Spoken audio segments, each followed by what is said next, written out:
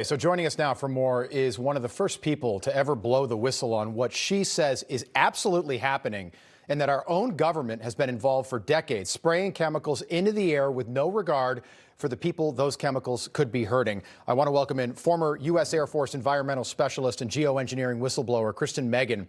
It's great to have you back, Kristen. Appreciate you being here. So you've been talking about this issue for years now. Can you take us through what you say is absolutely happening?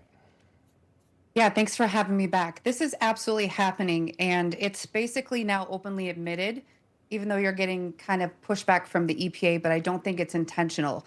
What I discovered around starting in 2007, I was working in bioenvironmental engineering in the Air Force.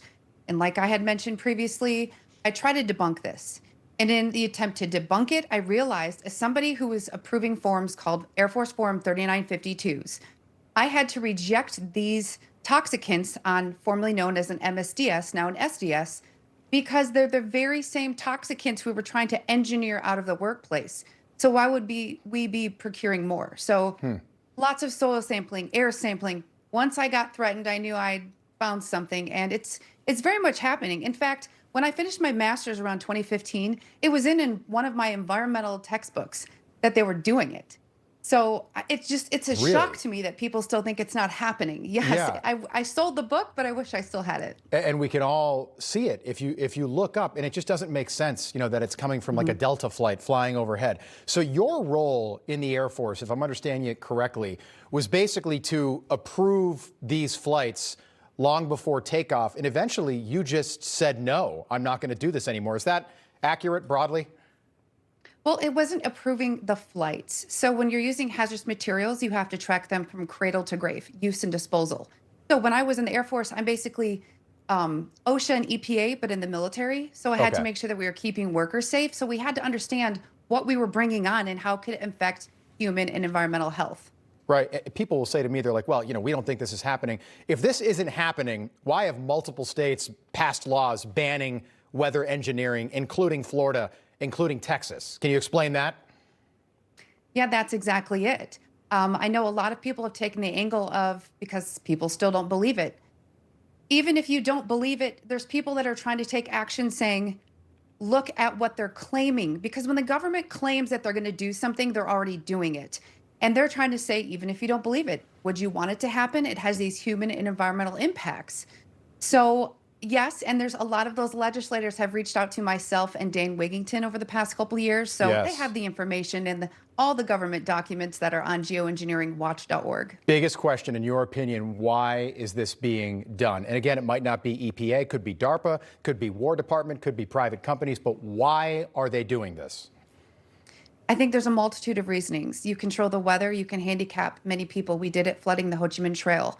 But when you had this huge climate change initiative, we needed to find ways to dim the sun and decrease the solar load.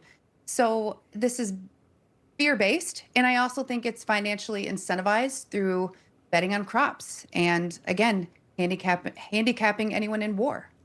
Yeah, so it kind of takes away the organic from anything organic you're buying, because this is then sprayed into the air, and then gravity brings it down. Eventually the rain brings it down, and it is all over all of us. What are these crops doing to people? Or I'm sorry, these chemicals doing to people? Well, a lot of them are heavy alkaline metals and salts. And what they do, again, is that synergistic toxicity. You're breathing it in, you have the dermal absorption and an inhalation. And it does depend on relative humidity and different weather patterns. Like I live in Michigan, so we have all seasons in the same day. Right. So the dissipation rates are faster.